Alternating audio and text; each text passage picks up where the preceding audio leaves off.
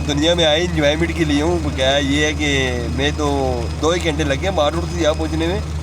तो क्या ये है कि जो बंदा भी आए अपनी चीज़ें पूरी करके आए। गाड़ी में हीटर वगैरह, चैन वगैरह हर चीज़ होनी चाहिए।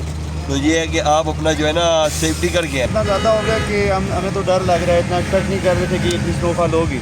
तकरीबन 1 तो 2 घंटा हो गया मैं तो फंसा हुआ हूँ। बहुत तेज़ हो रही है, ठीक है ना। हम पीछे से पैदल ही आ रहे हैं, ये तो बहुत कम है। आगे बहुत ज़्यादा हो रही है, नज़र ही कुछ नहीं आ रहा है। तो इस वजह से ये आके हमने को सोचा कि इसको वापस चले जाते हैं ताकि बेहतर है, क्योंकि जो हालात है ना बहुत ही सख्त ख़राब होने वाले हैं। बेहतर है कि ज़रा इसको अवॉइड करें।